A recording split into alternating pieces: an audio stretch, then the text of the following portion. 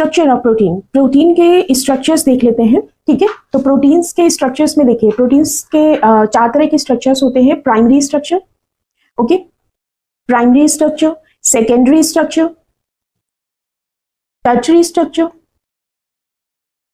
And quaternary structure. One by one इसमें हम पढ़ लेते हैं, एक बार फिर से रिवाइज करते हैं। Proteins, primary structure, secondary structure, tertiary structure and quaternary structure. ठीक है, तो इस तरह से इसके 4 स्ट्रक्चर्स होते हैं प्रोटीन के। प्राइमरी स्ट्रक्चर्स का यूज क्या होता है, देखिए ये अमीनो एसिड के सीक्वेंसिंग में प्राइमरी स्ट्रक्चर का रोल होता है। प्राइमरी स्ट्रक्चर में अमीनो एसिड्स का लीनियर अरेंजमेंट होता है। ठीक है, किसका लीनियर अरेंजमेंट होता है, अमीनो एसिड्स का। देखिए, linear arrangement of amino acids. अब ये जो अमीनो एसिड्स हैं ये किससे ज्वाइंटेड होंगे, bye peptide bond, bye peptide bond. ठीक है, linear arrangement of amino acid का इसमें देखिए क्या मतलब है। सपोज कि ये एन टर्मिनल है इसका, ये सी टर्मिनल है, ये पेप्टाइड बॉन्ड्स है, ये अमीनो एसिड्स हैं। ओके, इस तरह से ये एक लाइन में, एक चेन में अरेंज होंगे। तो ये क्या होता है, ये प्राइमरी स्ट्रक्चर होता है। मतलब ये है कि अगर आपको किसी प्रोटीन में, ठीक है, नंबर ऑफ अमीनो एसिड्स और पोजीशन देखना हो अमीनो एसिड का, तो आप कैसे देखेंगे, आप प्राइमरी स्ट्रक्चर से देखेंगे। ठीक है, तो अगर किसी अमीनो एसिड का नंबर देखना हो या फिर उसका पोजीशन देखना हो, तो हमें क्या देखना होगा, प्राइमरी स्ट्रक्चर देखना होगा। Okay, secondary structure. ठीक है, जो सेकेंडरी स्ट्रक्चर होता है उसमें 2 बॉन्ड्स होते हैं, हाइड्रोजन बॉन्ड्स होते हैं और पेप्टाइड बॉन्ड्स होते हैं। सेकेंडरी स्ट्रक्चर में पेप्टाइड बॉन्ड के साथ साथ हाइड्रोजन बॉन्ड भी होता है। देखिए, किसी भी प्रोटीन में पेप्टाइड बॉन्ड तो होगा ही होगा। ठीक है, पेप्टाइड बॉन्ड तो होगा ही होगा, लेकिन सेकेंडरी स्ट्रक्चर ऑफ प्रोटीन में पेप्टाइड बॉन्ड के साथ साथ हाइड्रोजन बॉन्ड भी होते हैं, हाइड्रोजन बॉन्ड भी होता है। यानी कि इसमें ये स्ट्रक्चर कैसे बनता है, हाइड्रोजन बॉन्डिंग से बनता है। Okay, secondary structure hydrogen bonding से बनता है, formed by the hydrogen bonding. ठीक है, ये दो टाइप के ये स्ट्रक्चर होते हैं secondary structure, alpha helical structure and beta pleated sheet. जो अल्फा हेलिकल स्ट्रक्चर होता है वो इंट्रा चेन होता है, यानी कि एक ही चेन होगी अमीनो एसिड की। सपोज ये एक चेन है, ठीक है, ये एक अमीनो एसिड की चेन है, ये इसका एन टर्मिनल है, ये सी टर्मिनल है। यहाँ पे सपोज कि ये जो पेप्टाइड बॉन्ड है CONH, यहाँ पे एक पेप्टाइड बॉन्ड है CONH। तो इसी का मतलब ये जो CO है ये इसके हाइड्रोजन के साथ अटैच्ड रहेगा। ठीक है, तो यहाँ पे ये इंट्रा चेन, यानी कि एक ही चेन में बॉन्डिंग हो रही है, तो ये इंट्रा चेन स्ट्रक्चर होता है। ठीक है, बट जो बीटा प्लीटेड शीट होती है, ये जो सेकेंडरी स्ट्रक्चर का ये वाला स्ट्रक्चर होता है, ये इंट्रा चेन बॉन्डिंग होती है। यानी कि इसमें क्या होंगे, इसमें इस तरह से 2 अमीनो एसिड की चेन होगी।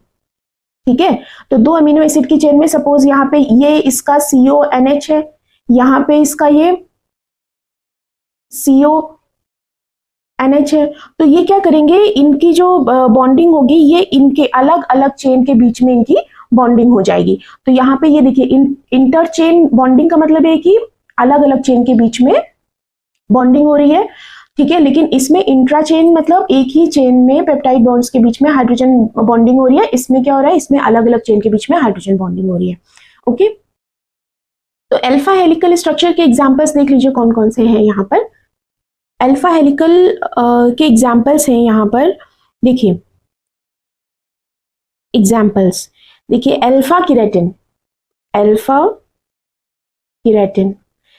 केराटिन जो होती है वो कैसी होती है, वो हार्ड प्रोटीन होती है। कैसी होती है, हार्ड प्रोटीन। ठीक है, ये किस में पाई जाती है, ये हूफ्स में पाई जाती है ना, नेल में पाई जाती है। देखिए नेल कितना हार्ड होता है, हेयर में पाई जाती है और हॉर्न में पाई जाती है। इसी प्रकार से जो बीटा प्लीटेड शीट होती है वो कैसी होती है, वो सॉफ्ट होती है, सॉफ्ट इन नेचर। इसका नेचर हार्ड होता है, ये सॉफ्ट होती है। इसके एग्जांपल्स देख लीजिए, इसमें है फिब्रोइन, इसका एग्जांपल है फिब्रोइन। ये जो फिब्रोइन है इसको बोलते हैं silk protein, also known as silk protein. Fibroin को क्या बोलते हैं? सिल्क प्रोटीन भी बोलते हैं। ठीक है, इसका एक और एग्जांपल है बीटा कैरोटीन। देखिए इसमें अल्फा हेलिकल में क्या पाया जाता है? इसमें पाई जाती है अल्फा केराटिन, इसमें बीटा केराटिन। अब बीटा केराटिन ये सॉफ्ट होती है, सॉफ्ट होती है। किस में पाई जाती है? बर्ड्स के फेदर में, बर्ड्स के फेदर्स में ये पाई जाती है। तो अब इसमें क्या था, देखिए अल्फा हेलिकल जो स्ट्रक्चर है सेकेंडरी स्ट्रक्चर ऑफ प्रोटीन का, उसमें अगर मतलब इंट्रा चेन हाइड्रोजन बॉन्डिंग होती है, यानी कि एक ही चेन के बीच में हाइड्रोजन बॉन्ड हो रही है, इसी में हाइड्रोजन बॉन्डिंग हो रही है, तो ये अल्फा हेलिकल क्या कहलाता है? सेकेंडरी प्रोटीन कहलाती है। क्या कहलाती है? Secondary structure of protein. ठीक है, एक ही पॉलीपेप्टाइड चेन में हाइड्रोजन बॉन्डिंग हो रही है। और इसमें क्या था? इसमें दो अलग अलग पॉलीपेप्टाइड चेन्स के बीच में हाइड्रोजन बॉन्डिंग हो रही थी। यहाँ पे हाइड्रोजन, दो चेन्स के बीच में हाइड्रोजन बॉन्डिंग हो रही थी। ओके, अल्फा हेलिकल का सेकेंड एग्जाम्पल है एक और, इसका इंपॉर्टेंट एग्जाम्पल है मायोसिन। ठीक है, तो मायोसिन सेकेंडरी प्रोटीन है, सेकेंडरी स्ट्रक्चर ऑफ प्रोटीन है। ओके, तो फेब्राइन कैसा प्रोटीन है? ये सेकेंडरी स्ट्रक्चर ऑफ प्रोटीन है। सेकेंडरी स्ट्रक्चर में भी कैसा है? ये बीटा प्लीटेड है और ये सॉफ्ट प्रोटीन होता है।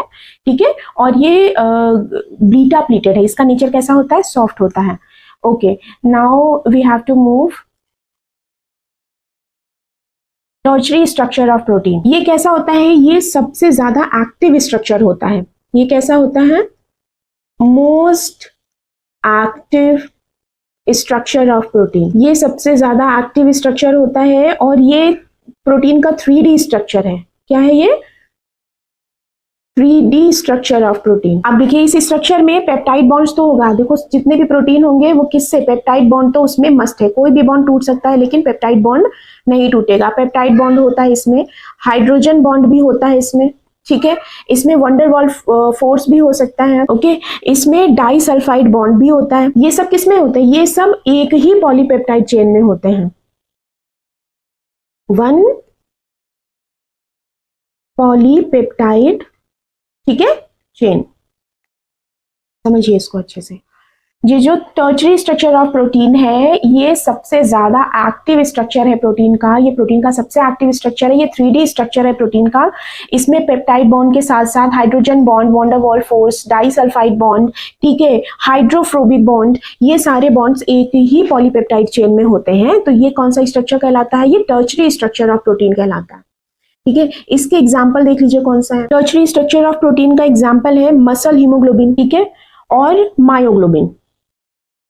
मतलब इसको क्या बोलते हैं? मायोग्लोबिन। ये बहुत इंपॉर्टेंट है, काफी एग्जाम्स में ये पूछा गया है।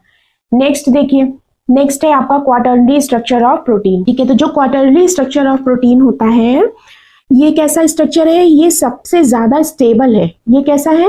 ये मोस्ट स्टेबल स्ट्रक्चर है प्रोटीन का। कैसा है ये? मोस्ट स्टेबल स्ट्रक्चर है। और इसमें देखिए कौन कौन से बॉन्ड्स होते हैं। इसमें वो सारे बॉन्ड्स होते हैं जो टर्शरी स्ट्रक्चर ऑफ प्रोटीन में प्रेजेंट होते हैं। All bonds present in tertiary structure of protein, लेकिन more than one chain, in more than one polypeptide chain. Tertiary structure of protein में क्या था? सभी के सभी bond, peptide bonds, hydrogen bond, van der Waals force और ये सारे बॉन्ड, डाइसल्फाइड बॉन्ड, ये सब एक ही पॉलीपेप्टाइड चेन में थे। लेकिन क्वार्टरली स्ट्रक्चर ऑफ प्रोटीन में ये सारे बॉन्ड प्रेजेंट होते हैं लेकिन वो एक से ज्यादा पॉलीपेप्टाइड चेन में प्रेजेंट होते हैं। ठीक है, अब इसका एग्जाम्पल देख लीजिए। इसका एग्जाम्पल बहुत इंपॉर्टेंट है। इसमें आ जाता है इंसुलिन। ठीक है, इंसुलिन में दो चेन होती है, चेन ए और चेन बी। ठीक है, चेन ए में होते हैं 21 एमिनो एसिड्स। और चेन बी में होते हैं 30 अमीनो एसिड्स। ठीक है, टोटल इसमें कितने अमीनो एसिड्स होते हैं? 51 अमीनो एसिड्स होते हैं। इसी तरह से इसका दूसरा एग्जाम्पल है हीमोग्लोबिन। ये कैसी है? इसमें 4 पॉलीपेप्टाइड्स होते हैं, इसमें 4 पॉलीपेप्टाइड चेन होती है। इसमें भी 2 अल्फा चेन होती है, ठीक है, और दूसरी चेन होती है, इसमें 2 बीटा चेन होती हैं। ठीक है, अल्फा चेन में 141 अमीनो एसिड होते हैं और बीटा चेन में 146 अमीनो एसिड्स होते हैं।